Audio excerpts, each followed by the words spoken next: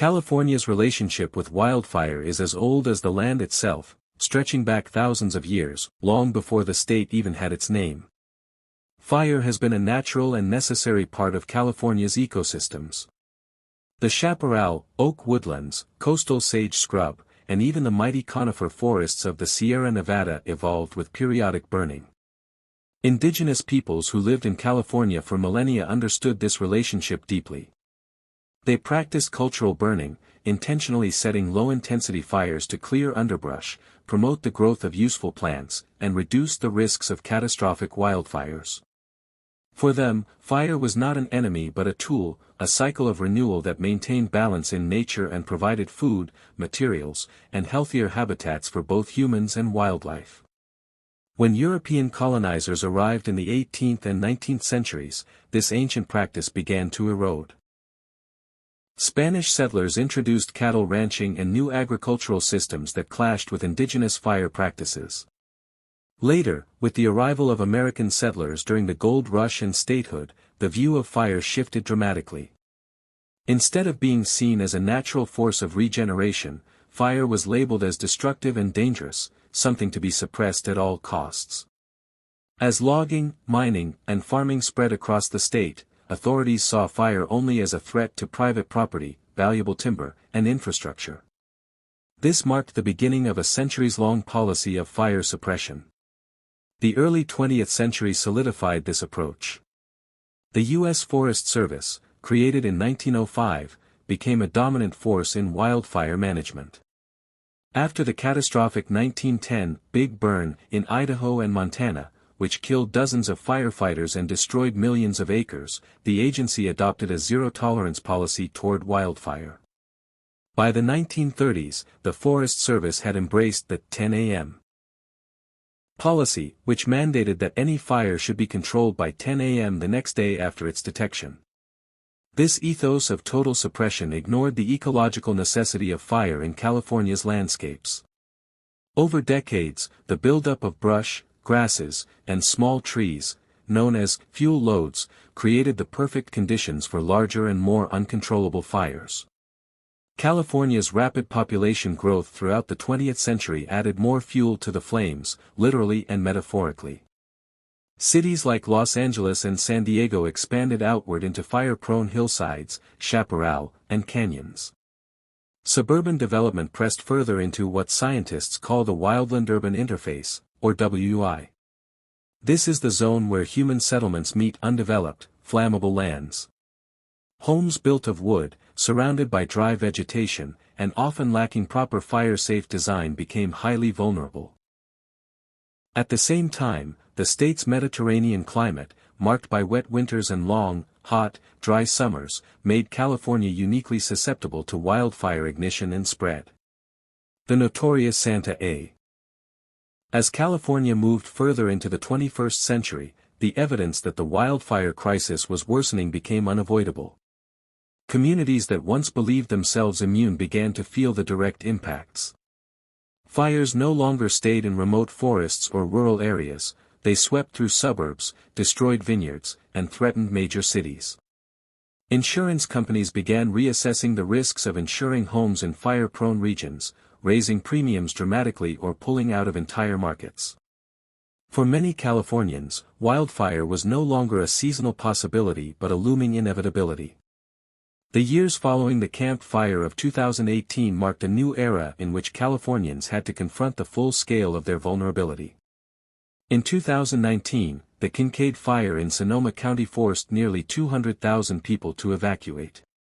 Though it destroyed fewer homes than the Camp Fire, the massive evacuation underscored the difficulty of protecting large populations in high-risk zones. At the same time, PG&E, the utility whose equipment had sparked numerous deadly blazes, initiated public safety power shutoffs, cutting electricity to millions during periods of high fire risk to prevent further ignitions. While this strategy reduced some dangers, it left hospitals, businesses, and households struggling to function without power, sparking debates about the fragility of California's infrastructure. The year 2020 brought another wave of devastation. A historic lightning siege in August ignited more than 650 fires across Northern California within a matter of days. The largest of these, the August Complex Fire, became the first gigafire in California's history, burning more than 1 million acres. This staggering figure shocked even seasoned fire scientists, who had warned for decades that megafires would become more common. The combination of dry lightning, extreme heat waves, and persistent drought pushed the state into uncharted territory. For residents, the most unforgettable image of that year was the apocalyptic orange sky that blanketed the San Francisco Bay Area in September, a result of smoke so thick that daylight was dimmed into an eerie twilight. Wildfires also began intersecting with other crises. During the COVID-19 pandemic, mass evacuations became far more complicated as communities had to balance public safety from the virus with sheltering from fire. Firefighters wore masks not only for smoke but also to prevent disease transmission.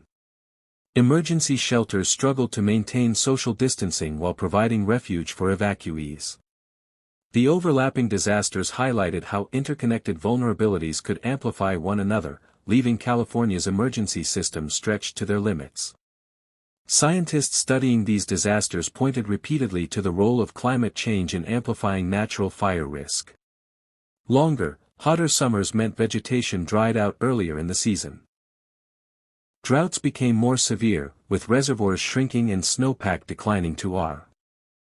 As California looked toward the future, the lessons of history and the urgency of the present converged.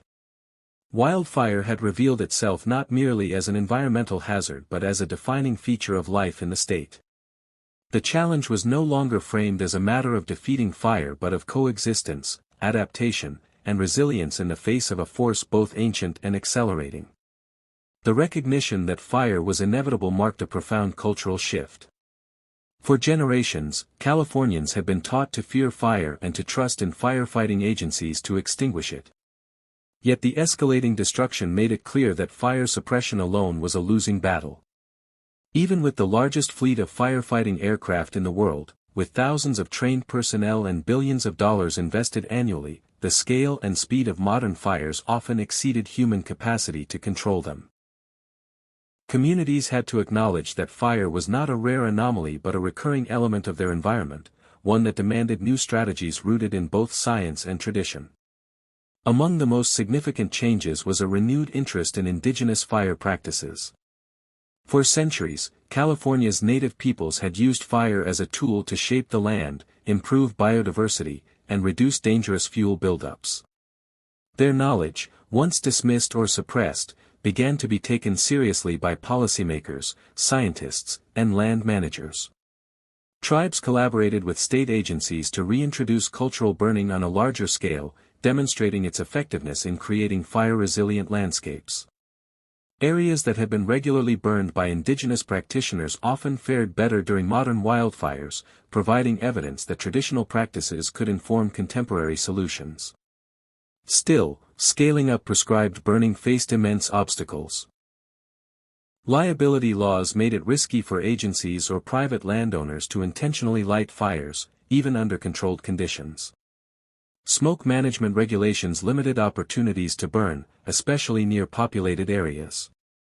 Public opposition, rooted in fear and misunderstanding, often blocked projects. Yet as catastrophic wildfires grew more common, the public began to accept that some smoke and managed fire were necessary trade-offs to prevent worse disasters. At the same time, California's built environment began to transform. Building codes were strengthened, requiring new homes in high-risk zones to use fire-resistant materials such as metal roofs and tempered glass windows. Communities adopted land use policies that discouraged or limited development in the most dangerous areas. Defensible space requirements became standard, with residents clearing vegetation within a set distance of their homes to reduce the risk of ignition. Local governments invested in evacuation infrastructure, improving roads and communication systems to ensure people could escape quickly when fires threatened. Technology also became an ally in the fight.